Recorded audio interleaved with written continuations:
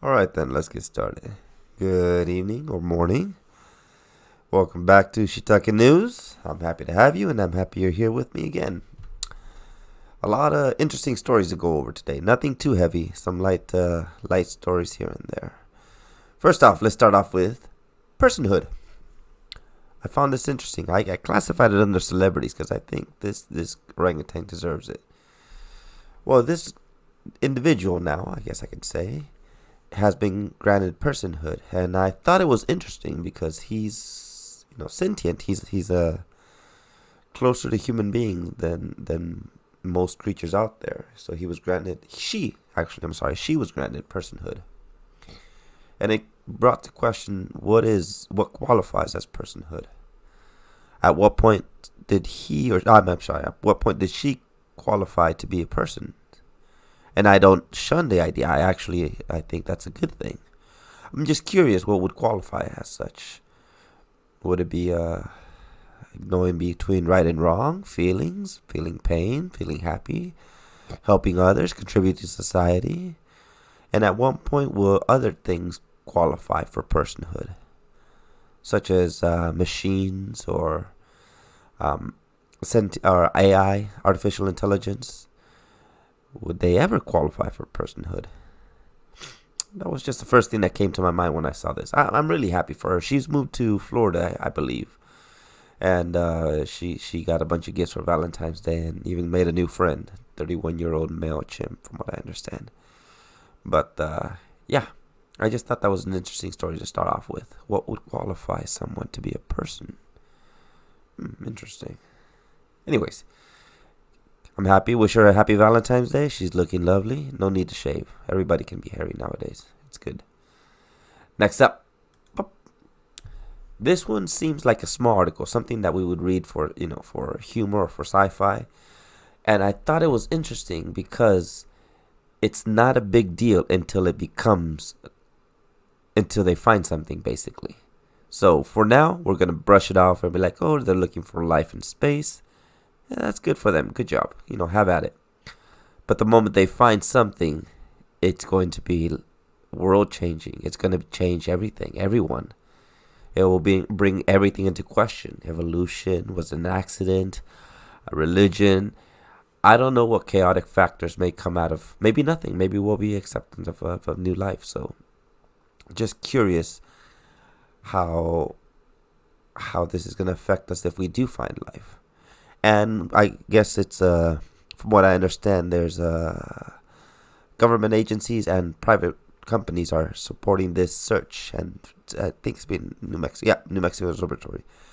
They're looking for life, and they're scanning the whole sky. There's a lot of details that go into that, but the main idea is that we're looking. I don't think it's a waste. I think this is a good thing. And then there's another article I came across that scientists theorize that they may already be here among us. If there was someone who existed, say, an extra 1,000 years or billion years, how much further advanced would they be? What if they never had a dark ages? What if they dedicated their existence to science from the very dawn of time? How far along are they? Is there a chance that they can be among us? When we put test subjects in other creatures, are the other creatures aware of it? Say we put a small insect among other insects. Do the other insects notice the new one? Do they keep count? Do they have any way to know that it's not one of them? These questions make me curious. What if they're already here and they're judging? But this is just random theory. What if they're already here and they're just trying to watch us and decide when it's the right time to tell us? But that time might never come. They might not even be here. They might not even exist. It's just good that we're looking. If any answers are to be found, it's going to be somewhere outside of Earth, I believe. Everything came from somewhere else. So we are born of the stars, so we should look back from where we came from to see what else we can find. I like this idea. I like this concept. Makes me think that there's more to everything than what we have, which is exciting. But I hope it yields results, and I hope they announce it immediately. I'm excited for it.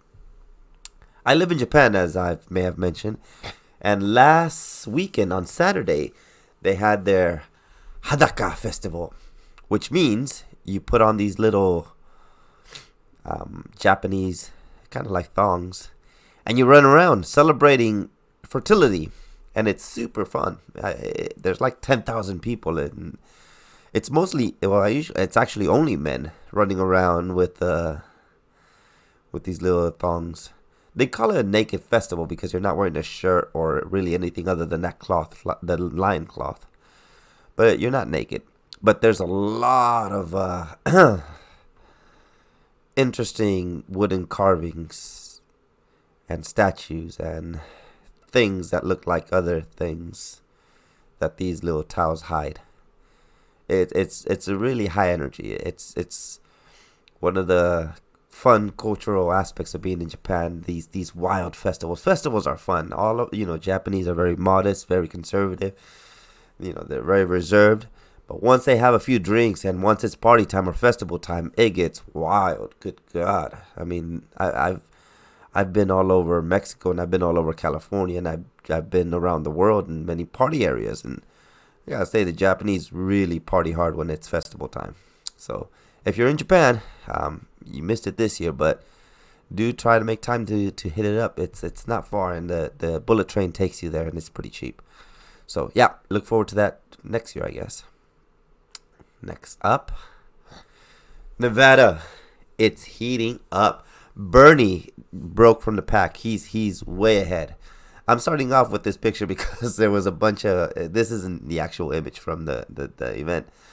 Bernie was actually pretty cool, collected, but there was some Topless supporters. They support him. They like him, but they're there to protest cows and milk and the dairy farms. So they jump up stage and they try to take the mic from him. But this time Bernie, this happened before, but this time Bernie said no. He was pretty. He said no, ladies, no.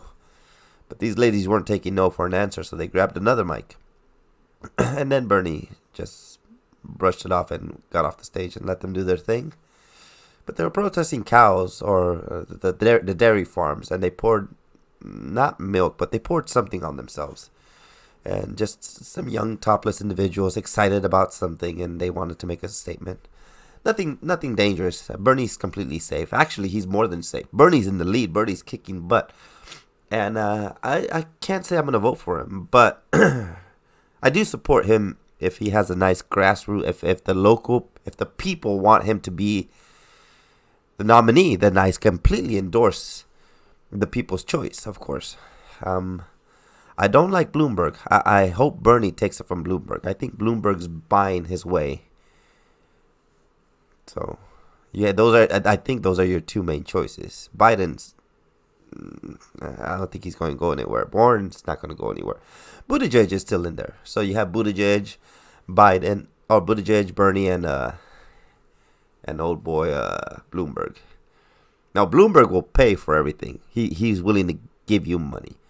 Biden's willing, or Bernie's willing to give it to you for free. Buttigieg, he doesn't leave an impression. I don't even know what he stands for. But yeah, those are your options right now. It's exciting to see who's going to come up ahead. There's other running mates that still feel like they have a chance. So we'll see what happens in Nevada. But it seems like Bernie's way in the lead. So I congratulate the man and hope he keeps up. I wish him the best of luck and hope he stays safe and don't let people push you off your own stage. He's 70. He's almost 80, man. You guys need to, if you're gonna protest, at least stay modestly dressed. I don't want to stress out his heart. He just had a heart attack. I need him healthy. If he loses, I wanted him to lose for the merit behind his ideas, not because he was surprised by these protesters. Good luck, Bernie. Stay healthy. Next up, Trump has a Daytona 500 rally at his rally. Now, I put it this way just because he looks like he's generally having a good time. The whole thing looked like a rally. And this picture's amazing. This car, it's they call it the Beast. It's Obama's limousine. Trump's using second-hand cars, but that's okay. But from what I understand, this was one of the Obama's limos, and it's huge, big monsters machine. And they have it leading the pack of the first lap of the Daytona 500. It was delayed because of rain, but seemed like everything went off without a hitch. A lot of supporters there, no surprise. A lot of mixed cultures, a lot of different people, and it's in Florida. That's why I say it's no surprise. It looks like a lot of fun. I've always admired the Daytona 500. That distance, that much effort, that fast, the machines, everything about it seems fun to me. I enjoy cars. When I was a younger man, I had a Skyline, and I rode it around Okinawa all the time, and I ended up wrecking it. So I enjoyed speed a little bit too much, and that car was completely done. But I always had a great appreciation for cars. My old man taught me how to work on whatever runs can be worked on, and that's how we felt about everything really. So if it has interchangeable parts, it can be fixed. But cars, I hope that I hope people take up the hobby of studying and learning about cars, because they're amazing machines. Even the new electric ones, I have no quarrels against them being gas or electric or diesel. They're all wonderful machines. So I like the spirit of the Daytona 500, and I'm glad the president was there just to celebrate it. I think it happened once before. Maybe Bush went there. I don't think Obama went there. I'm pretty sure he would have been welcome, but I don't think that was his cup of tea. But yep, he's taking another. He's just having fun. I guess after the impeachment, he feels free to have more fun than the serious tone that everything's had since he joined. We'll leave it at that. Thank you very much for joining me. Today the news were light. Tomorrow we'll talk about the coronavirus. Odds are it was made in the lab, and there's reports of how it might have accidentally contaminated people from in the lab to out. We'll talk about that tomorrow. Have a good night. Enjoy your day. Enjoy your Monday, and I hope everyone's having a good day. Take care.